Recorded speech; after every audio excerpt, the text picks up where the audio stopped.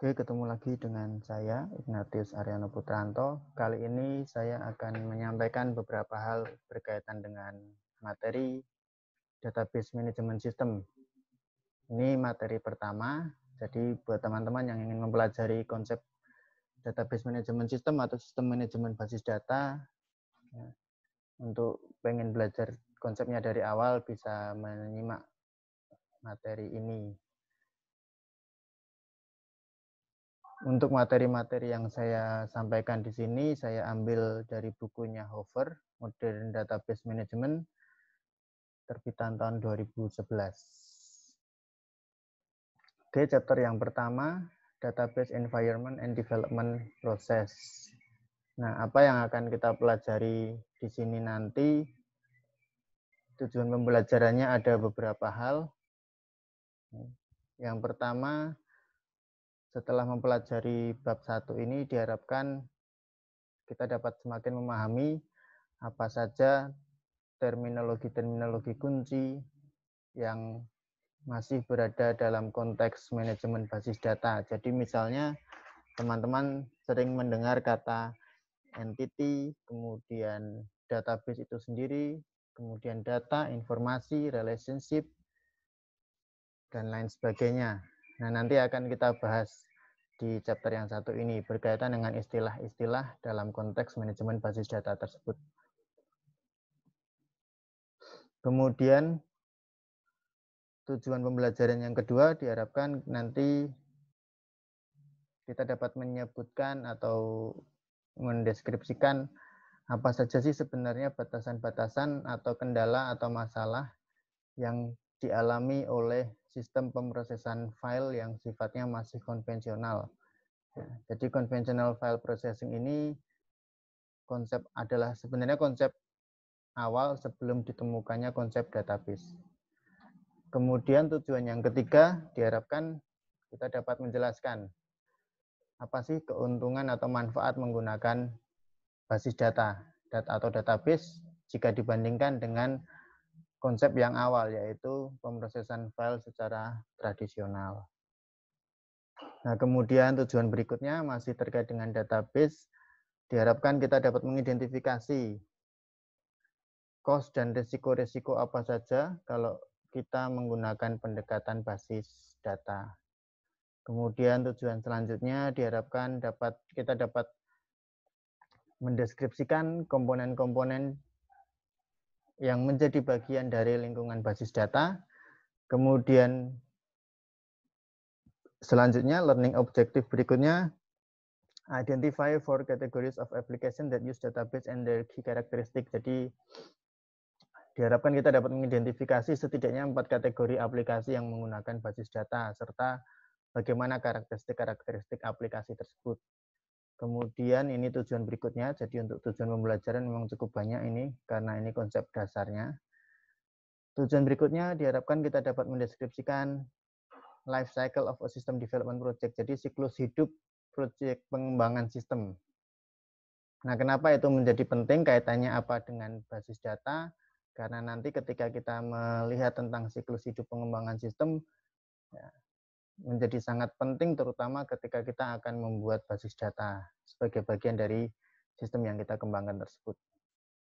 Kemudian diharapkan kita juga dapat menjelaskan konsep perwarupa atau prototyping dan agile development terkait dengan basis data. Jadi bagaimana basis data itu bisa dikembangkan, kemudian pengembangannya seperti apa. Tujuan pembelajaran berikutnya, explain the roles of individuals who design, implement, use, and administer databases. Ini berkaitan dengan orangnya. Kita bisa menjelaskan bagaimana peranan dari individu-individu tertentu yang memang tugasnya adalah mendesain basis data, mengimplementasikan, kemudian menggunakan dan mengadministrasi basis data. Dan terakhir, explain the differences between external, conceptual, and internal schemas, and the reasons for the 3 schemas architecture for databases. Ini berkaitan dengan skema, ya, user view-nya. Jadi diharapkan kita dapat menjelaskan beberapa hal terkait dengan skema internal, eksternal, dan konseptual. Nah, ini adalah beberapa tujuan pembelajaran yang diharapkan dapat kita capai setelah nanti kita bersama-sama mendiskusikan materi bab yang pertama ini. Oke, untuk video yang pertama, ini saya akan menyampaikan terlebih dahulu mengenai definisi dan konsep-konsep dasar dalam konteks database. Maka di awal kita harus tahu dulu apa definisi dari database. Kalau kita melihat definisi dari Hoover, maka ada dua hal penting di sana yang menjadi terminologi atau arti dari database, yaitu database is an organized collection of logically related data. Nah, ini kenapa saya pisah jadi 2 poin. Karena yang pertama kita harus menyadari bahwa yang namanya database itu adalah kumpulan yang terorganisasi, kumpulan yang terorganisir. Ya, itu konsep yang pertama. Kumpulan apa? Kumpulan data yang berhubungan secara logis. Jadi kalau kita bicara database itu artinya data-data itu tidak berdiri sendiri, tetapi data-data itu terkait satu sama lain ya, dengan urutan logika tertentu. Maka nanti di bagian-bagian berikutnya ketika kita mulai bicara teknis database ya, atau desain database, maka teman-teman atau siapapun yang menyimak video ini akan melihat bahwa kalau kita menyusun basis data, ya berarti kita harus paham dulu logika-logikanya bagaimana hubungan antar data yang akan kita gunakan. Nah, itu konsep dari database. An organized collection of logically related data. Nah, kalau data sendiri apa? Kalau definisi data tentu di beberapa literatur sistem informasi itu sudah pasti banyak muncul ya. Baik di literatur mengenai sistem informasi manajemen, bukunya Loudon itu ada, kemudian di literatur sistem informasi akuntansi, bukunya Romney dan kawan-kawan juga ada. Di sini juga ada konsep data. Hoover mengatakan data is a stored representation of objects and events that have meaning and importance in the user's environment. Jadi buku apapun yang kita baca, konsep data itu pasti mirip-mirip juga ya. Yaitu data adalah representasi dari objek atau peristiwa atau kejadian yang disimpan, ya, stored representation, di mana hal yang disimpan ini, representasi dari objek atau peristiwa ini memiliki makna tertentu. Ya. Sebenarnya dia memiliki makna dan kepentingan tertentu. Jadi kalau kita bicara tentang konsep peristiwa, itu kan peristiwa pasti ada maknanya. Nah, data pun sebenarnya seperti itu, tetapi biasanya makna dalam data itu kadang tidak terlihat dengan jelas. Meskipun sebenarnya data ini mewakili suatu peristiwa yang ada maknanya, tetapi kadang kita nggak bisa melihat dengan secara eksplisit nih makna dari suatu data itu apa. Nah, maka akhirnya muncullah konsep informasi. Ya. Informasi adalah data yang sudah diproses ya, dengan cara tertentu. Sehingga buku yang lain mengatakan informasi ini ya bisa juga kita sebut sebagai data yang sudah diberi makna. Maka tadi kalau saya mengatakan data itu kan mewakili suatu peristiwa kan gitu kan. Peristiwa itu ada maknanya, tetapi kadang ketika kita melihat data, maknanya malah nggak kelihatan, itu bisa terjadi. Maka akhirnya muncullah konsep informasi. Data that have been processed in such a way, data yang sudah diolah, diberi makna, diberi konteks dengan cara tertentu, that the knowledge of the person who uses the data is increased, sehingga akhirnya pengetahuan atau wawasan orang yang menggunakan data ini, yang sudah diolah ini, akhirnya wawasannya dapat bertambah. Nah, itu bedanya antara data dengan informasi sebenarnya. Jadi, ada yang mengatakan data itu fakta yang masih mentah, belum ada makna yang jelas, belum ada konteksnya. Sementara di sisi yang lain, informasi itu adalah data yang sudah diolah dengan cara tertentu sehingga konteksnya semakin jelas terlihat dan dapat digunakan untuk pengambilan keputusan, atau dengan kata lain seperti yang tertulis di sini, informasi itu dapat menambah wawasan bagi orang yang menggunakan data tersebut. Tuh. Maka kalau misalnya nanti teman-teman membuat skripsi, data kan dikumpulkan gitu ya. dikumpulkan kemudian diolah. Ya kan? Skripsi itu kan bagian setelah teman-teman menulis ide, latar belakang, kemudian teori yang terkait kan terus cari data nih. Datanya kan tidak langsung ke kesimpulan. Dari data yang saya dapatkan kesimpulan saya, nah itu kan keliru. Tetapi apa? Datanya diolah dulu, maka ada pengolahan data, ada hasilnya. Nah, hasil pengolahan data itulah informasi. Akhirnya di skripsi kemudian setelah informasi itu muncul, kan dibahas, ya kan? Sampailah akhirnya pada kesimpulan. Dari data yang sudah diolah atau dari informasi yang saya dapatkan sebagai hasil dari pengolahan data, saya menyimpulkan bahwa, nah misalnya seperti itu. Nah, logikanya seperti itu. Nah, biar lebih jelas ini contohnya, apa bedanya data dengan informasi? Ini data, ya kan? Ini ya kita bicara data apa adanya dulu. Ini pasti mewakili suatu peristiwa yang tentunya ada maknanya kan gitu ya. Tetapi kan data ini maknanya nggak jelas. Maka ini seperti yang tadi saya sampaikan di awal. Meskipun data itu merepresentasikan suatu peristiwa yang memiliki makna tertentu, terkadang data sendiri maknanya belum kelihatan. Seperti ini contohnya. Coba kalau saya tanya ini apa sih? Dua hal ini. Kita bisa mengatakan, oh yang kiri ini nama orang. Loh kok tahu? Baker Kenneth D. Ini kan kayak nama orang. Joan E. Doyle, Cliff R. Finkel, John Lewis. Ya oke lah. Kita bisa sementara menduga ini nama orang. Oke, itu tidak ada masalah. Nah, yang berikutnya, angka apa ini? Apakah ini angka togel? Ya kita nggak tahu. Nomor KTP? Mungkin. Nah, ini kan jadi akhirnya maknanya nggak ada. Ya, maka di sini saya tuliskan, this is the example of data. Ini adalah contoh data. Tapi, dapatkah kita mengetahui artinya dari mengetahui konteks atau arti dari data ini? Hopper mengatakan, most people would agree that the data are useless in their present form. Banyak orang itu akan percaya, akan menyetujui bahwa sebenarnya data itu menjadi sia-sia, menjadi percuma ketika data itu disajikan. Kenapa? Ya karena nggak ada konteksnya tadi.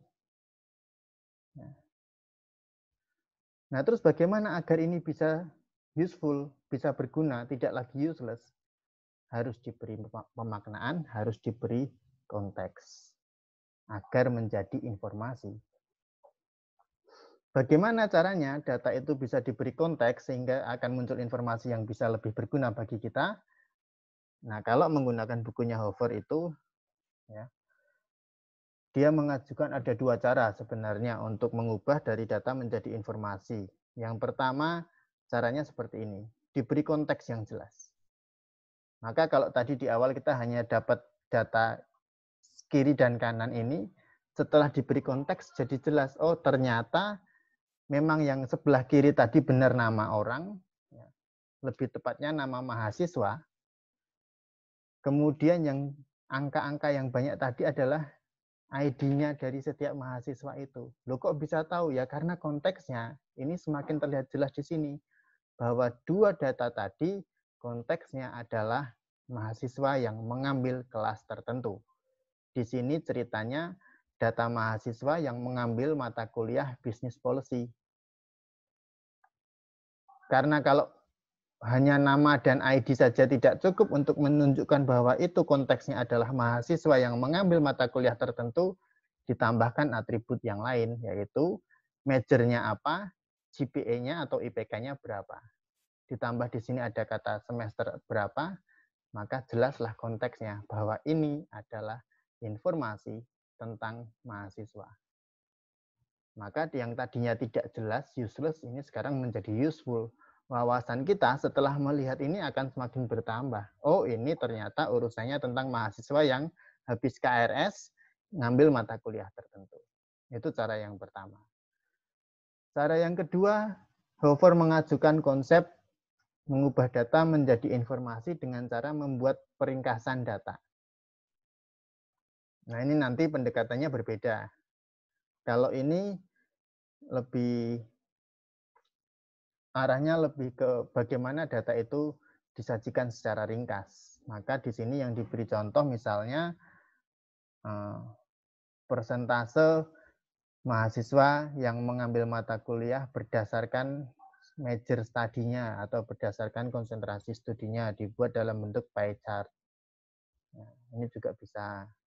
Atau dibuat dalam bentuk grafik. Intinya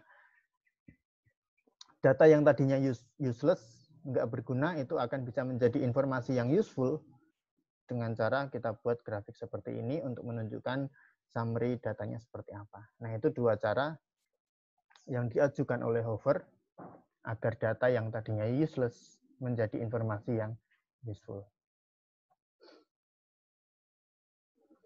Oke, konsep berikutnya dulu. Setelah tadi kita bicara tentang database, kemudian data, nah sekarang metadata. Apalagi ini metadata, kan gitu tuh pertanyaannya.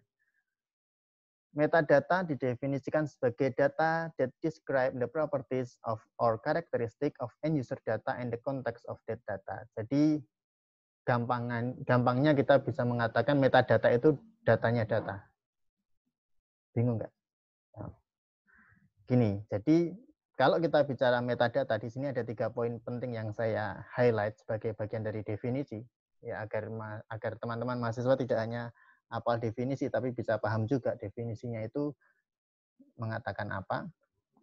Yang pertama, poin pertama, metadata itu adalah data yang menjelaskan karakteristik.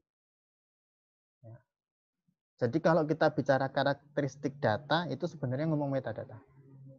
Karakteristik dari end user data, serta karakteristik dari konteks datanya. Nah, biar tidak bingung, di sini saya berikan contoh nih. Tadi kan kita bicara ada data dan informasi tentang mahasiswa yang mengambil mata kuliah tertentu, kan gitu ya. Nah, kalau kita bicara konteks basis data atau database dalam pembuatan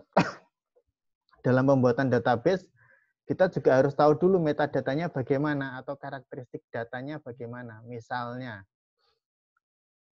saya mau bikin database tentang mata kuliah, ya kan? Atau mahasiswa yang mengambil mata kuliah tertentu. Maka saya buat dulu karakteristiknya. Ini contoh karakteristiknya. Nah, atribut yang pertama, karakteristiknya adalah kita buat elemen dengan nama course atau mata kuliah. Mata kuliah ini tipenya alfanumerik. Alfanumerik itu berarti nanti gabungan bisa diisi data angka, bisa diisi data alfabet.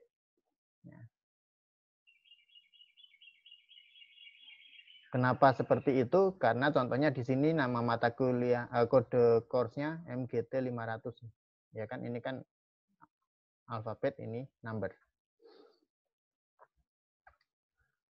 Lebarnya 30 digit. Artinya kalau kita input nama atau kode mata kuliah lebih dari 30 digit, harusnya sistem akan menolak. Nah, tetapi kalau kurang atau sama dengan 30 digit itu masih bisa masuk.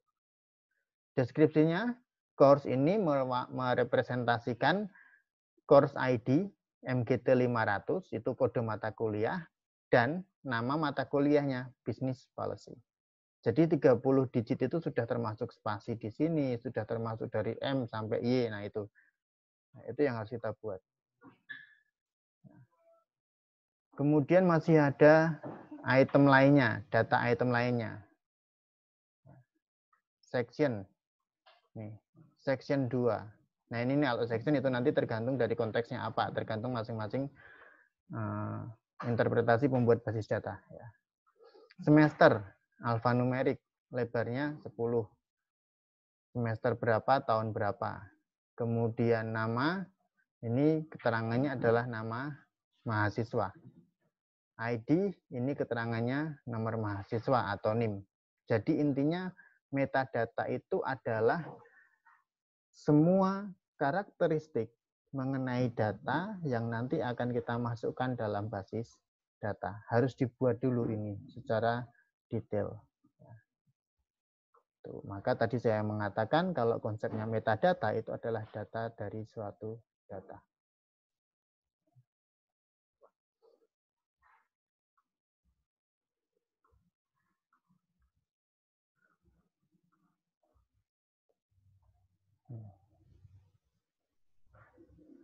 GPA, IPK, tipenya desimal. Artinya IPK itu kan biasanya 1 angka atau 2 angka di belakang koma, ya kan? Desimal berarti sudah jelas ini numerik sebenarnya. Number hanya bisa diisi angka. Ya, desimal lengthnya 3, artinya di sini misalnya 4.0. Nah, berarti ini hanya bisa diisi dengan 3 digit termasuk tanda titiknya ini, ya, koma ini. Kemudian metadatanya dari IPK adalah IPK itu ada nilai minimum kan gitu toh.